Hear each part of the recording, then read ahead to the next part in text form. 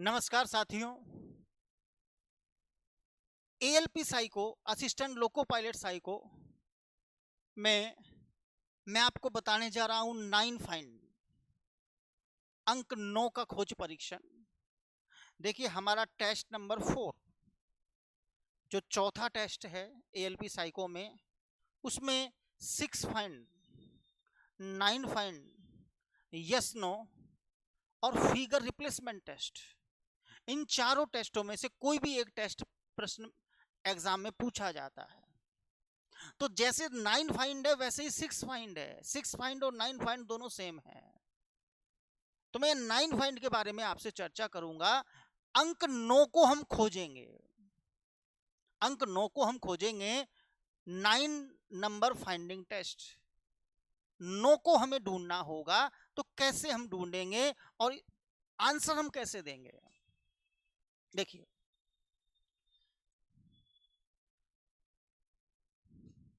हमें क्या करना है।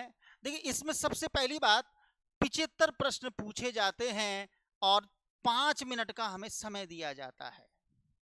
तो सबसे जो पहली बात हुई वो क्या बात है कि 75 हमारे पास प्रश्न होंगे और हमें 5 मिनट का समय दिया जाएगा।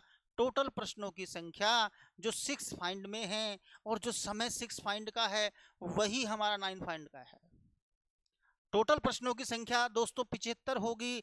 5 मिनट का हमें समय दिया जाएगा और जो नियम है वो भी 6 फाइंड वाले ही नियम है। क्या नियम है एक बार देखेंगे हम।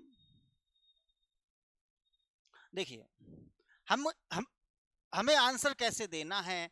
आंसर देने के जो तरीके हैं, जो नियम है, वो कौन से नियम हैं। प्रत्येक प्रश्न के में जिस विकल्प में नो रहेगा वही विकल्प हमारा आंसर होगा।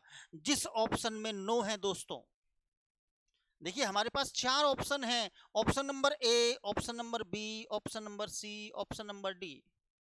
जिस ऑप्शन में हमारा नो है वही ऑप्शन हमारा आंसर होगा। कौन से ऑप्शन में नो है हमें ढूंढना होगा। यदि एक ही ऑप्शन में नो है तो वो हमारा ऑप्शन आंसर होगा। जैसे देखिए यहां हमारे पास में पहला, यहां कौन से ऑप्शन में नो है। पहला जो सवाल है इसको बड़े ध्यान से सभी देखेंगे। पहले सवाल को ध्यान से देखिए। पहले सवाल में किस ऑप्शन में नो है आपको बताना है, चेक करना है। पहले सवाल में हमारे पास में ऑप्शन नंबर सी में नो है, तो हमारा जो आंसर होगा वो पहले सवाल में सी आंसर होगा।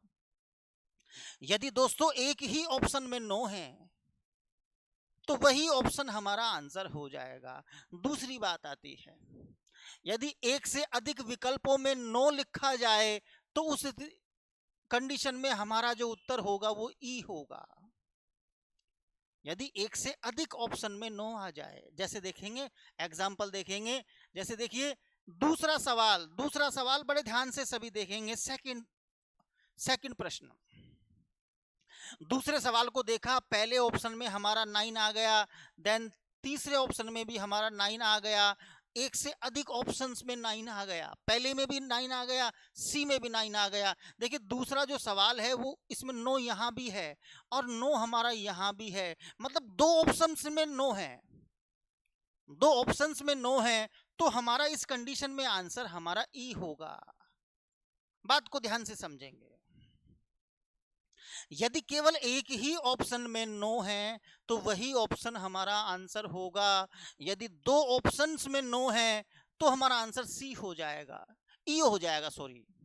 यदि दो या दो से अधिक ऑप्शन में नो आ जाए तो हमारा जो आंसर होगा वो ई होगा, ई फॉर एलिफेंट। देन आगे, यदि किसी प्रश्न में किसी भी विकल्प में नो नहीं है तो भी हमारा उत्तर ई होगा। अब ध्यान से देखिए। देखिए तीसरे सवाल में नो नहीं है, यहां भी नहीं है, यहां भी नहीं है, यहां भी नहीं है, किसी भी ऑप्शन में ई नहीं है तो भी हमारा आंसर यहां ई होगा। आगे चलेंगे। यदि एक विकल्प में एक से अधिक बार नो आ जाए, अगर नो एक से अधिक बार है और यदि एक ही विकल्प में है तो भी हमारा नो ही आंसर आएगा। जैसे यहां देखेंगे हमारा जो सवाल नंबर, देखिए पहले चौथा ऑप्शन देखेंगे, यहां नो आ रहा है, हमारा चौथा जो सवाल है इसमें ए आंसर आएगा, केवल एक ही ऑप्शंस में नो आ रहा है। और हम पांचवा सवाल देखेंगे। पांचवा हमारा जो सवाल है उसमें पांचवा सवाल देखिए, पांच नंबर का सवाल देखेंगे, नहीं आ रहा, यहाँ भी नहीं आ रहा, यहाँ 9 आ रहा है, यहाँ भी 9 आ रहा है, दो ऑप्शंस में 9 आ रहा है, तो हमारा आंसर ई होगा।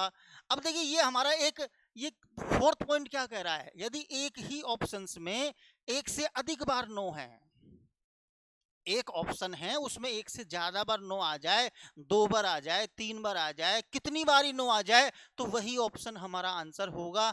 तो मैं आगे बढ़ता हूं, देखिए आगे देखते हैं। जैसे यहां मैच करेंगे,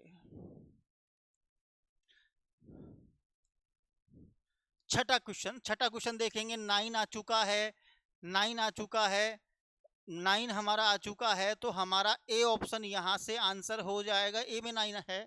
सातवां क्वेश्चन देखेंगे, हमारा देखो यहाँ 2 बार 9 आ चुके हैं सातवें क्वेश्चन में, चाहे कितनी बार ही आ जाए, बी ऑप्शन में 2 बार आ चुके हैं, तो हमारा बी ही आंसर आएगा। मैंने बताया यदि एक ऑप्शन में एक बार हो, 2 बार हो, कितनी बार ही हो, वही ऑप्शन हमारा उत्तर होगा। इसी तरह से आगे बढ़ते हैं। आठवां प्रश्न देखेंगे, 9 आ चुका है, फिर यह 9 आ चुका है, फिर 9 आ चुका है, मतलब 2 से ज्यादा ऑप्शनों में 9 आ चुका है, तो हमारा आंसर ई होगा, ई फॉर एलिफेंट। आगे बढ़ेंगे। नवा सवाल यहाँ देखिए 9, यहाँ देखेंगे, यहाँ देखेंगे, यहाँ देखेंगे, किसी में भी 9 नहीं है, किसी भी ऑप्शंस में 9 नहीं है, तो भी हमारा उत्तर ई होगा, उस कंडीशन में भी हमारा आंसर ई आएगा। और 10वां सवाल देखेंगे, 9 आ चुका है भाई साहब, 9 आ चुका है, हमारा ऑप्शन नंबर ए में 9 है, तो हमारा ऑप्शन नंबर ए यहां आंसर होगा।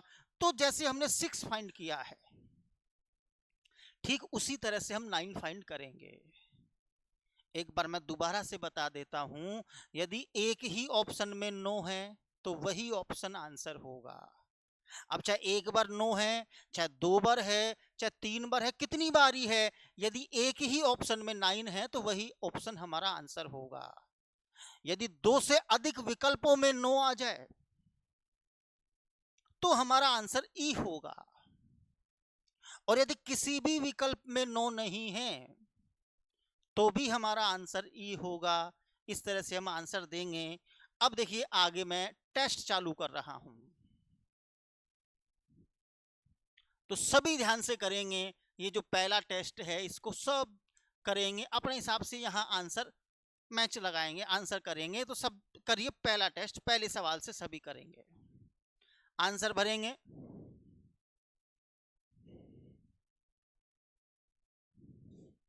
देखिए पहले सवाल में हमारा डी ऑप्शन, दूसरे सवाल में हमारा ए ऑप्शन, थर्ड नंबर के सवाल में हमारा जो आंसर आया वो भी ए आया, फोर्थ नंबर के सवाल में हमारा जो आंसर है वो ई है, फिफ्थ नंबर के सवाल में हमारा जो आंसर आया है वो भी ई आया है, सिक्स नंबर के सवाल में हमारा जो आंसर आया है वो मेरे भाई ए आया है, 7 नंबर के सवाल में हम आंसर मारेंगे तो हमारा आंसर डी आएगा, 7 नंबर के सवाल में डी आंसर आएगा।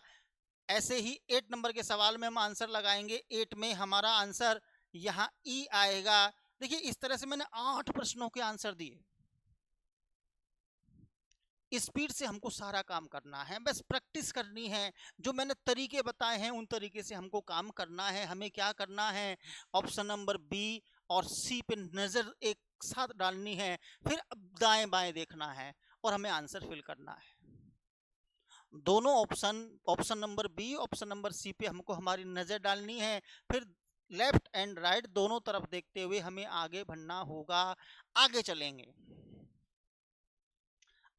देखिए मैं ऊपर ले रहा हूं, यहां से लेंगे, आंसर बोलेंगे क्या आंसर आ गया, तो हमारा जो आंसर आ गया देखिए ध्यान से, हमारा आंसर सी ऑप्शन आंसर आ गया। यहाँ आंसर देंगे, यहाँ हमारा आंसर ई आंसर, इसमें बी आंसर आएगा, यहाँ आंसर देंगे, इसमें 11वें नंबर में हमारा जो आंसर होगा वो मेरे भाई ए होगा। 12वें प्रश्न में देखेंगे, 12वें प्रश्न में हमारा आंसर क्या होगा, 12वें प्रश्न में हमारा ई आंसर होगा। किसी में भी नो नहीं है 12वें में, देखो यहाँ भी नो नहीं है, यहाँ भी नहीं है, यहाँ भी नहीं है, यहाँ भी नहीं है, ई आंसर हम मारेंगे, ई आंसर लगाएंगे। 13वां प्रश्न हमारा आंसर ए में आ चुका है। 13वें प्रश्न में हमारा जो आंसर होगा वो ए होगा। देखिए हम खुद प्रैक्टिस करेंगे, हमारे हिसाब से हम एक नियम देखेंगे कि हमको, देखो हम कैसे देख रहे हैं सारणी को, बीच में से देखेंगे तो ज्यादा सुविधा है या हम आगे से देखेंगे तो ज्यादा सुविधा है। कभी कभी बीच में से देखने में क्या होता है, हम ये जो सवाल नंबर है वहां हमसे गलती हो जाती है। तो ये आपको देखना है कि आपको किस तरह से प्रैक्टिस करनी होगी, जैसे आपको सुविधा हो आप उसी के अनुसार इसकी प्रैक्टिस कीजिए।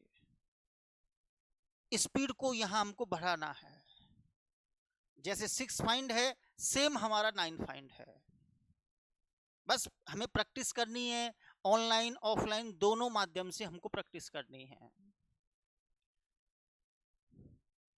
ठीक है मित्रों, तो कंटिन्यूटी में बनाए रखना है और साइकोलॉजी में हमें विदाउट टेंशन, बिना किसी दिमागी टेंशन की तैयारी करनी है। देखो बिना अगर हम टेंशन की तैयारी करेंगे तो हम साइको निकाल पाएंगे, एक अच्छा स्कोर यहाँ हम ला सकते हैं। अगर हम दिमाग में टेंशन रखेंगे तो स्कोर अच्छा नहीं ला पाएंगे।